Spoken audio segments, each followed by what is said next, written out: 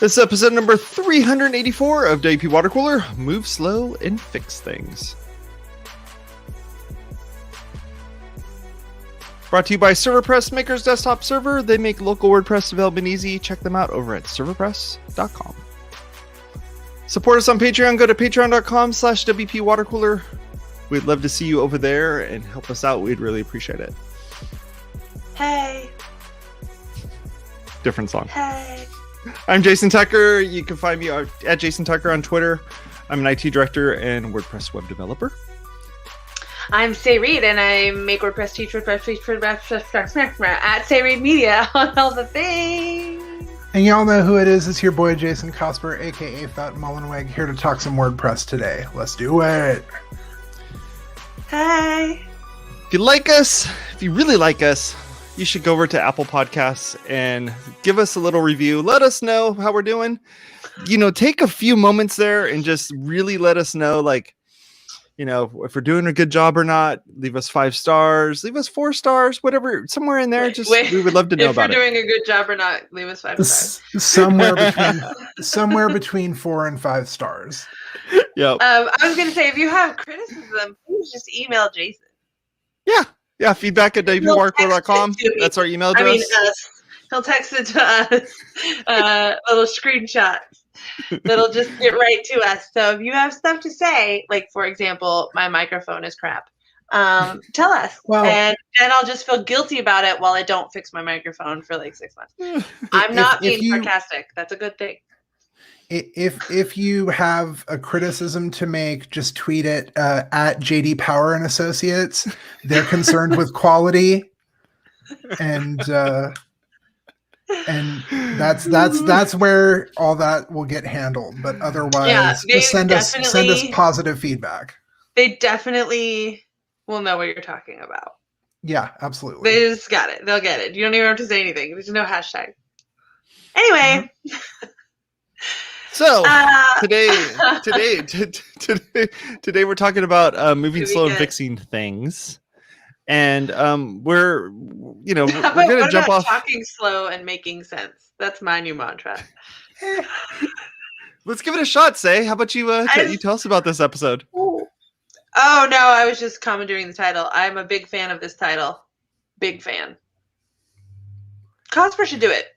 He's the one who came up with the title, which I am. Applause. It's a good one. Thank you. It's my series of WP Watercooler title hits is the Ariana Grande series and this. So I appreciate that. So Facebook has the motto, at least when they got started out, of move fast and break things. And it's a crappy. Boy, did they. Oh yeah, absolutely they have. It's a crappy motto, just the worst. And after reading this post, and Jason, if you want to pull it up, by Josepha, who basically has opened the discussion about making WordPress releases easier. They were planning on having Hayden C, whose last name I can't fully pronounce, which I should probably learn how to do, who is the executive director of the WordPress project. Yes.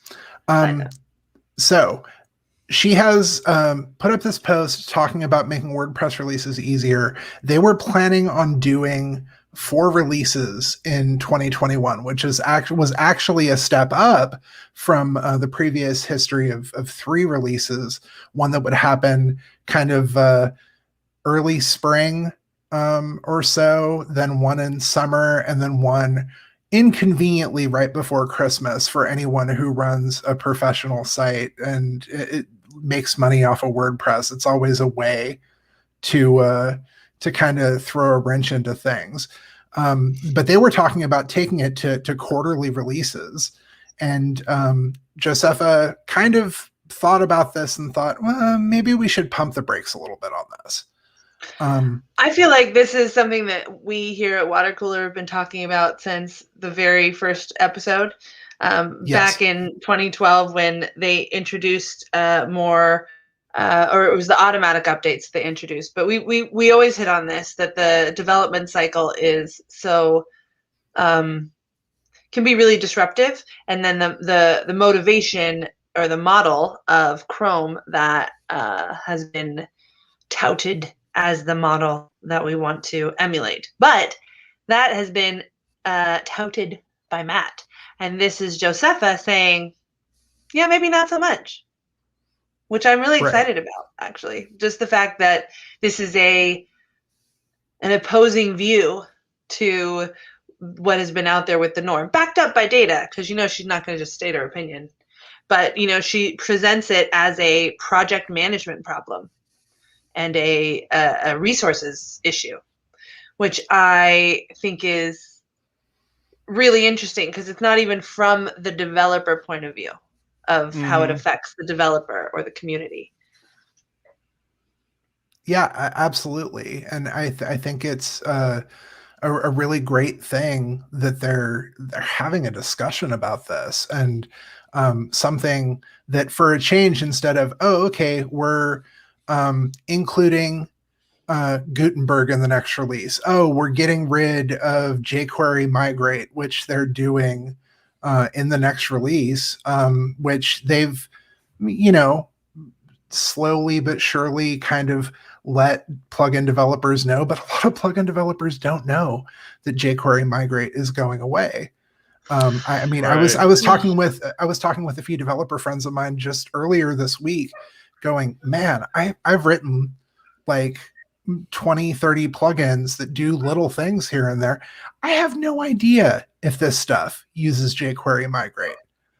I have very little idea that if things are going to break or not. And if they do, it's, it's going to be a very interesting next few weeks while I scramble to get all this stuff fixed. Yeah. And I mean, hopefully if people are relying on those plugins, I mean, I don't know how many people in terms of the general community are using your plugins, but this is the bigger problem is if a developer isn't totally on top of it and paying attention as much as they should for a plugin that is affecting people, or if they don't have good communication with their customers, or if they don't reply to the support and people are using it, there's going to be a whole movement of WordPress is broken again. Right. Because that's what happens. It's always WordPress is broken, or 5.7 broke my site. But really what that means is, the plugins weren't updated. So it's actually the plugins that broke your site, and, because it's not the most updated core. It's an interesting dynamic, which way you look at that, right? Like, is it core that's breaking your site with the upgrade, or is it the plugins that's breaking your site with the older code that's not updated? As Steve would say, yes. Yes, exactly. That is what Steve would say. Wow, no, it's totally true. He doesn't even have to be on the show, and we can channel him. It's amazing. It's totally true, because there are those updates, and we've all experienced them over the last couple months, in that there's a huge change that happens either in a theme or in a plugin or in both, or the combination of them. And now you end up with, like auto updates that are breaking, and things are just not working right. And now you're having to go through and turn off auto updates on a couple things, knowing that these things are going to break. Or, as Steve would say, hi, Steve, that you would just turn them all off, and you would use staging or something like that to actually manage those updates. So it's, that thing where we are, I've been having a lot of I always have conceptual concept discussions about WordPress, but I've been having them a lot more with clients lately, which is not nearly as much fun as having discussions about them with other WordPress people. But I think that's one of the things, is that you're always having to, things that get built, you have to undo, right? Like, so Gutenberg, and you're like, oh, we got to install Classic Press to counterbalance that. And it's like, yes, it's great that you have these choices. You can turn auto updates on and off and whatever, but all of these choices are what overwhelm people, honestly. And it's like, even the developers who are like, everyone turn auto updates off, or this plugin, it's okay for auto updates to be on, but not this one. Or, this is why users get overwhelmed, and they have to have a developer to work with them. And that is also why they migrate over to pre-built walled garden solutions because they don't have to they might be paying more or whatever, but they don't necessarily have to have someone explaining to them stuff or fixing things or coming in all the time to fix stuff because it's handled behind the scenes. So that's the real difference, I think, between WordPress. Well, there's a million differences, obviously, but between WordPress and Chrome in terms of the updating model. In Chrome, you don't need a developer to come help you repair what happened when it updates. In WordPress, sometimes you need a developer to come fix it or put it back, or at least even tell you that it is okay just to do the update. Right. That's the big difference. Make it so my site can start accepting payments again. Like, you never deal with that in Chrome. No. You know, maybe your extension didn't work that you don't notice for like, you know, a couple weeks, and then you don't even realize that it's anything to do with an update in Chrome. And that's about the breaking that might happen. So that really, even I've never thought that was a good model to emulate, the Chrome model. But now that I'm thinking about it in that terms, it's a terrible model to emulate. Why did I ever give that any credence whatsoever? That's silly. Especially that, like, the updates are even being kicked off, at least for the sites that that I've been really monitoring as of late. You know, like the ones that are at my work that I really worry about, instead of like, you know, my version of a cat blog that I have, having to, you know, kind of look at my work stuff, and I see that the updates are trying to kick off at like 8 o'clock in the morning, and I'm like, oh, cool. So when things break, everyone will be there watching every morning. That's awesome. Thank you. You know, well, and you have that stuff. You know, one of the things that that in the chat Bridget was mentioning is the fact that like shortening the release candidate window is an issue as well. You know, the resources aren't available to all the different developers that are out there to be able to do essentially development in two different places. You know, one for looking at the bugs that are happening within the current beta, looking at the bugs that are in trunk, looking at bugs that are in this, and kind of really figuring out like what things do I need to work on, and having somebody doing future update or future, you know, builds of the product, as well as dealing with those bugs. It's hard.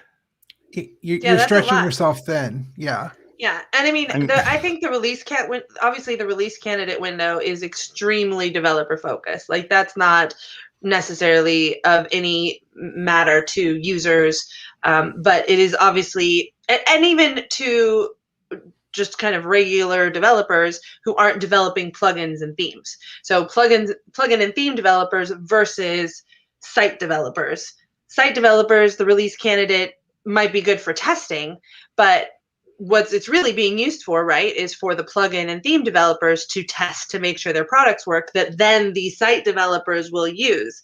So, you know, cramming all of this into any small amount of time is complicated, because there's a lot of levels of testing there. There's the plugin and theme testing, and then there also needs to be the time to test the new stuff. So if the plugins and themes are getting updated right at the same time as the new WordPress core is being updated, then that doesn't leave any time for the users or the site developers to do any testing without, you know, basically you're just like, after everything's launched, you've got your plugin updates, your theme updates, and your core updates. Now you can test it all together, or you're just periodically updating things throughout the month. You know, like, okay, updated core. Now I have to go test this plugin, which just finally got its update for core. And now this plugin. Oh, look, the theme got updated for core now 3 weeks. Like, that's all we're doing. So it's like fucking all we're doing is updating at this point, you know? And this is why both auto updates are good, because it takes away that burden. But it doesn't, because you have to pay attention to those auto updates when they're happening, whatever, to see if something is breaking. So yeah. I need an Amazon day. It's a constant thing. I need an Amazon day for my updates. Like, I want to be able to tell Amazon that I need you to show up on Thursdays, because it's super annoying that my dogs bark every single day when the Amazon truck goes by. So I just want those barking to happen on that one Thursday. So every Thursday, can you just make that happen then? So if I can get a WordPress day, that'd be pretty cool, because then I could just schedule around that. And I don't work Friday. I don't need those updates happening every day. You know, Jason, multiple times a day. You've worked in IT for how long? Ever. Okay. Forever. Patch Tuesday. Patch Tuesday. Right? Patch Tuesday. Exactly. Right. So for the people who aren't familiar, Windows users, Microsoft would release patches, updates, everything else on a Tuesday. And It it seems was like a very nice easy. day. You've got Wednesday, Thursday, Friday to fix your problem. Yeah, you don't launch on There's- Friday. Yeah. Yeah. And you don't launch on Monday because that gives you you walk into work and immediately there's a problem. No, man, patch Tuesday. Monday I is like for Patch catching Tuesday. up. Yeah. So patch Tuesday. Like, can we start advocating this for WordPress? Can we would be get back to nice. this? Because this is it's chaos. And we are all depending on so many layers of updates here. And really it's only core that has a schedule, right? Like we're not getting a testing schedule or an update schedule from every single plugin that we're using. Like whether Right. you're a user or a site developer, like that would be what are you going to maintain some sort of crazy, where would you even get that information? Like monitoring tweets? Like I don't like where would you get the information of when your plugin is going to release its update for 5.7? Like you're going to ask everybody? Like Yeah. or you just I guess wait and then do it all on your own Patch Tuesday. But anyway, this is why I think the release candidate is the least of the problems in this. Like it's just and I do appreciate, them trying to tie it to a more like, at least with the nomenclature, tie it to a more standard open source model so that it makes more sense to people in other developer worlds because they're very judgy, so that makes sense. But Yeah. What? Judgy? No. Developers judgy about which software and you're using your dirty little PHP? Developers have opinions on things? I've never heard that. In my experience, I've never heard that. I have an opinion on nothing. I am a blank slate.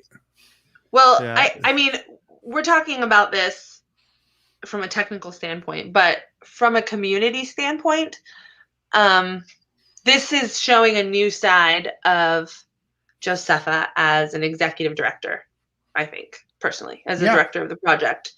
She has written missives before about her philosophy or about her approach, but this is the first time I've really noticed pushback against something that has been kind of pre-scripted. And it's very gentle pushback. It's not like, nah, we can't do this. I say no. It's nothing like that. It's like, I think it's that really they're in a, laying out her argument and just saying, it doesn't seem like this is feasible, which is a very good communicating way to say that. It's not going to antagonize anybody. It's like putting the thought out there. But it's still resisting the direction that it has been going in to push more developers or more launches, more updates. And I'm excited to see that. It seems healthy to me. It's very welcoming to actually see this kind of governing happening in the open for a change, not just decisions, not options. That seems to have been the way before, and now it's like, well, we're going to have a decision, but let's have a chat first. Well, it is still feel a little like that, like a decision's already made, but at least we're gonna like tell you what we were thinking when we first thought about it. But at least it's saying something, right? Like at least there's a little bit of something. The fact that we're going from what in 2021 was supposed to be a new release every 3 months to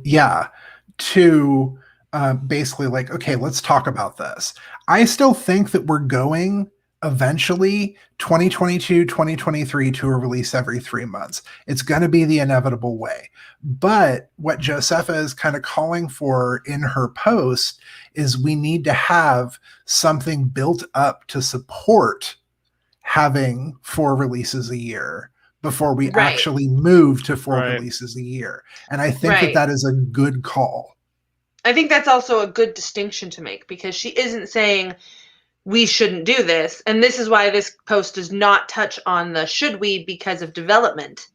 And it only touches on the should we or should we not because of resources. And I think that's a really big difference to call out, because of timeline for developers and the structure of the update structure of the community versus how do we get the resources to do that instead. So I would hope that the resources component would also involve communication and conversation about these things with the community. So hopefully, that will be part of the conversation, but it doesn't touch on that really much at all. There is a lot in the comments that touches on that, of course. Yeah. Because that's what developers care about. But she's really approaching it from is the core update team too stressed? Are there people who have the knowledge? How much work is being put on these volunteers who are not really volunteering because they're getting paid?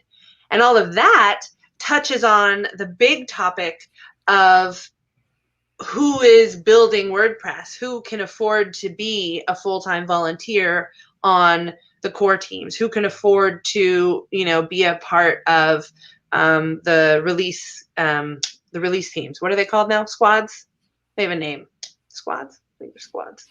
Sure. Anyway, like who can, and we've talked about this a lot before, that most of those people end up being sponsored by GoDaddy, Pagely, all the big companies. And so getting more resources of full-time structured people kind of probably means bringing in more of those full-time volunteers that are more sponsored.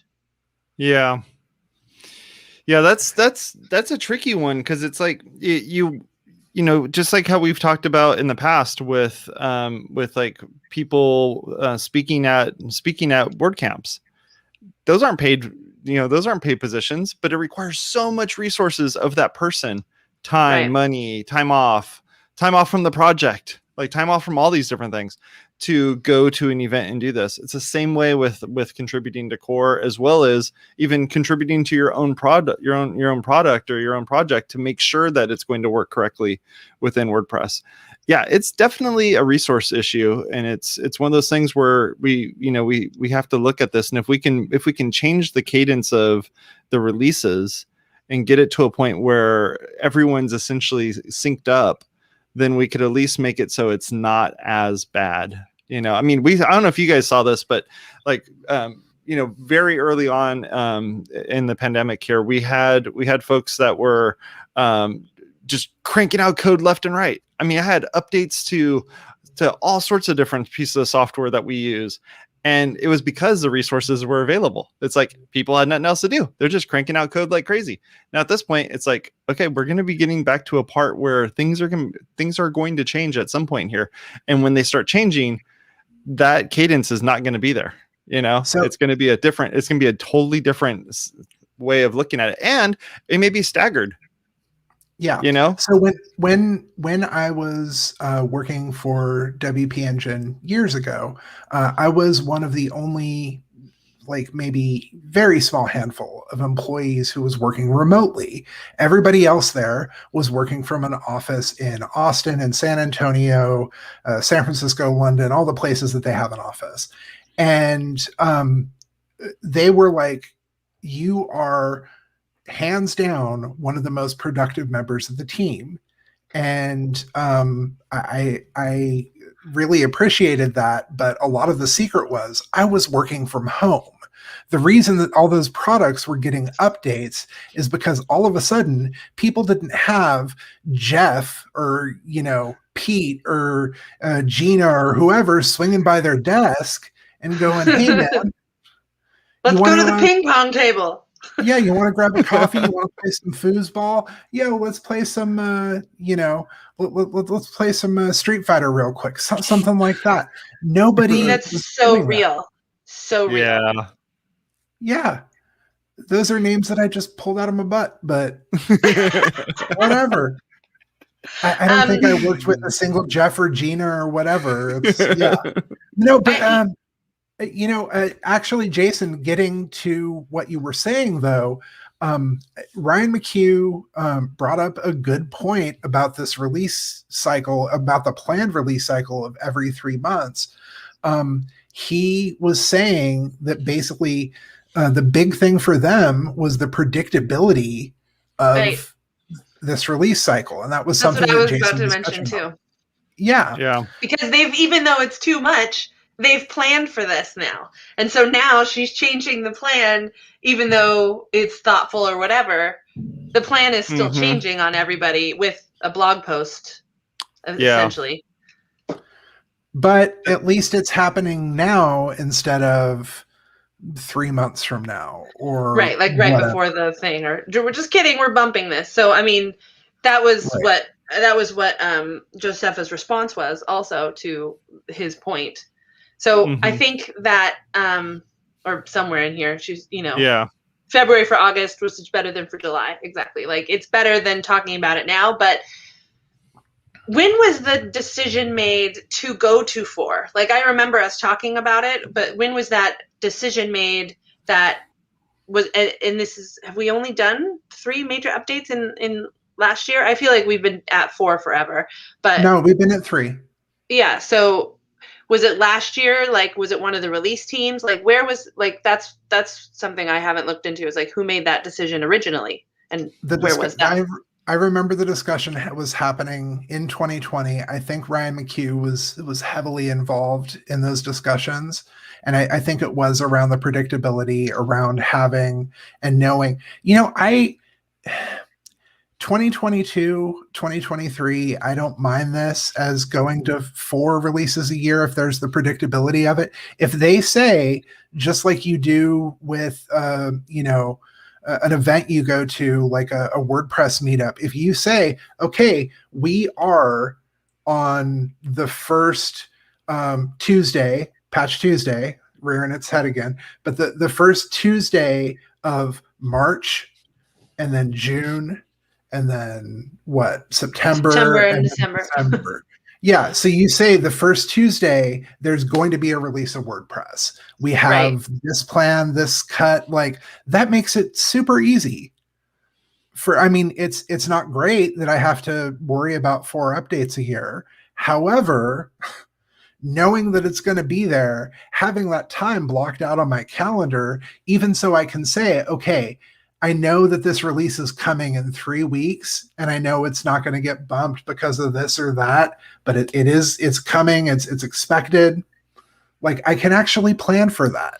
Right. As a developer and of a site developer and a plugin or theme developer and a community member and even a user could understand that, oh, it's update day. I should pay attention to my site today. I should go and do the updates and pay attention to, the tweets and what everyone's saying about it. That would at the very least provide continuity and also community around it instead of just being, scattershot everywhere. Yeah, I'm pretty anti dashboard notification, but if a few weeks out, once things hit release candidate, if it's like, hey, just so you know, there's an update of WordPress coming in a few weeks, like that'd even be great. For site owners too, like, with a filter to shut that off for the managed. That's the kind of communication we need. That's the kind of, like, where we're talking about that, that's an admin notice I'm okay with, as opposed to like, opt-in monster screaming at me.